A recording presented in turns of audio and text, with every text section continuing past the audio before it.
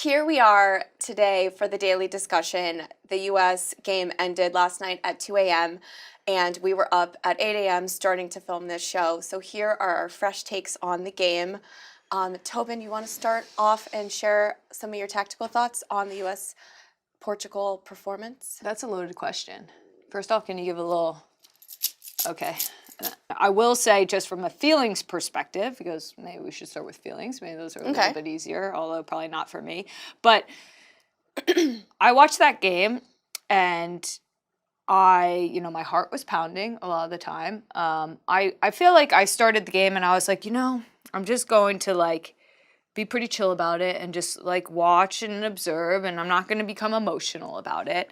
And the first half happened, and I started getting frustrated, but I felt like my emotions were relatively in check. And I said, halftime, cool, make some adjustments, come out in the second half. And then the second half added not only more frustration, but a heck of a lot of more emotion. Insult to injury. And then I lost it. I think I lost it. And we should all be really happy that we're filming now and not filming directly after the game, because I can understand the reactions that we saw, because I think there was an emotional reaction to a performance like that and to being so close to having the U.S. be eliminated from the tournament. So what specifically made you frustrated? Was it the structure? Tactics, the tactics. The structure. It wasn't the body language. You know what? It wasn't the effort. It was in the first, 20 minutes, just seeing Sophia Smith on the ground, tackled, frustrated, not being able to find her flow. In that moment, I become frustrated as a player, and you think that we were gonna see something different, a change, and that then becomes internalized. So you take a player like that, who's, should be a star in this tournament. Then you start to internalize that as a player on the field. And now you're in yourself instead of playing this game with your team. So after the second U.S. match, everybody was talking about, we made no subs. But I think what we came to talk about was we made no changes. Yeah. It wasn't just the subs. We didn't make any tactical adjustments. And when I Wait, can we just talk that through? Yeah. Because I think this is a great point, and you specifically made this point to me, and I thought it was brilliant. It wasn't that we didn't put players into the match, right? That's what everybody was emotional about. They're like, oh my gosh, how do you coach to not use your bench, especially a bench of the U.S. Women's National Team? But the point was, the team didn't structurally change to win that game. And so this is why it's so interesting, because it's like a micro moment that's reflective of the macro moment. In the game, we need to make, in every soccer match, you need to make tactical adjustments to exploit spaces, get numerical advantage, yada, yada. And we haven't seen in a game any of those tactical adjustments, but it points to the larger point that have we seen any tactical adjustments in the last year? Have we seen any different formations tried? Have we seen any adjustments to the way that we're pressing? Yeah. We've seen the team come out for the last year in the same general shape, in the same general pressing structure. And the question I have is, now we're in this tournament and we're saying, okay, we're not super happy with the first three performances, but we're going to grow, and we're growing into this tournament. But if we haven't seen growth in the last year, then how can we expect growth now to happen over the next 7 days? I mean, you make a great point. I think where you start is you want to generalize your player pool, right? We knew there was going to be a shift in, what the 2019 team was into what the 2023 team was. Of course. I think your point, I want to contextualize it a second before you go into it. What you're saying is that the problems aren't starting today. No. It starts a while back. So now you're talking about the player pool. Yeah, so you have to generalize your player pool. You have to see where your strengths, your weaknesses are, where players are in their cycles. You're going to get older players, you're going to get newer players. How much you have to invest in certain players to be prepared for a World Cup, and generalize what the national team is, what you want it to be, what your strengths and weaknesses are, how you're going to win a World Cup. That's where you start.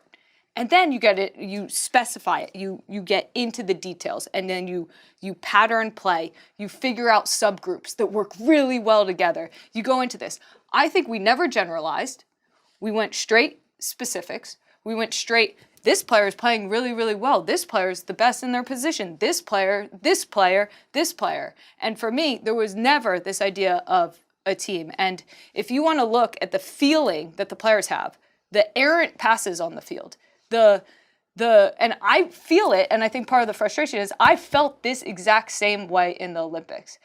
Alexia Lawless made a comment that I think is really harsh about Crystal Dunn never looking like she's never played soccer before. This is one of the best players in the world.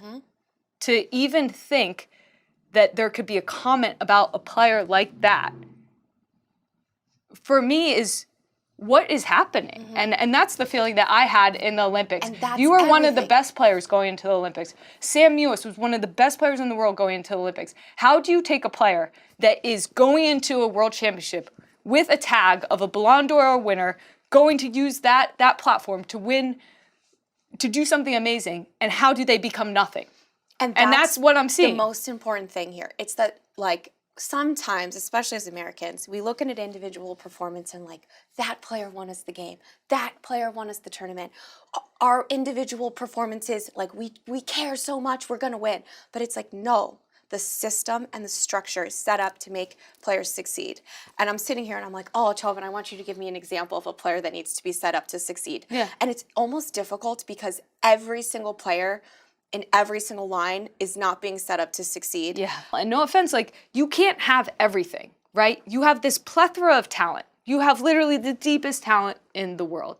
You can't put everything you want on the field and think that there's gonna be harmony because they're all amazing. There is no harmony between the front line. There's no looking at what the strengths and weaknesses are. There's actually no even hierarchy in the front line.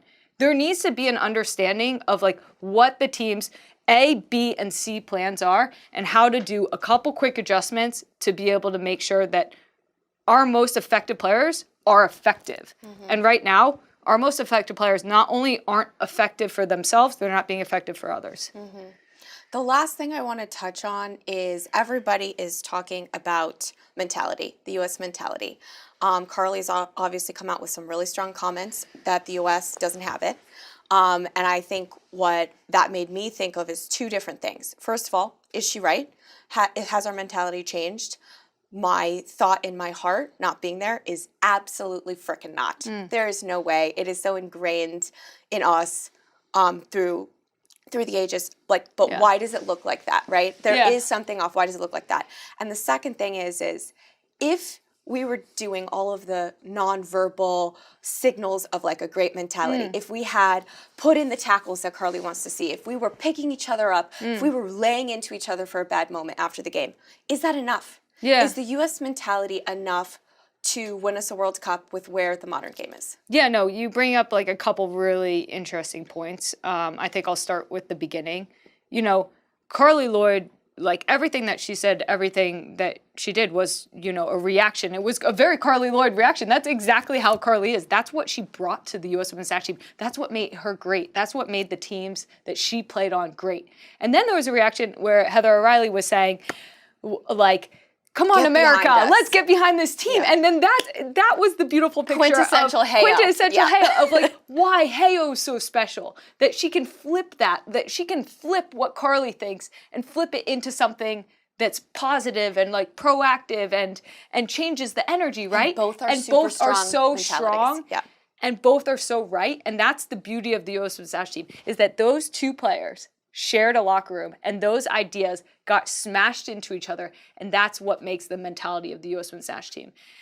Look, there's a lot of ways that you can go about this in terms of like the do's and don'ts. I think with mentality, at the end of the day, we always say this, like, winning speaks.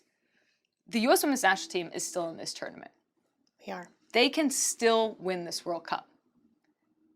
The only thing that matters is that they win. So if they're going to be criticized for their mentality, for their off-field, like whatever, if they're unfocused, what they're wearing, whatever. Like honestly, like the only time that will become an issue is if you don't win. The world is watching and is feeling like this team has shown up like they've already won.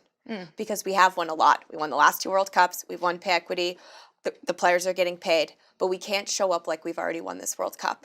We need to go out and win this World Cup.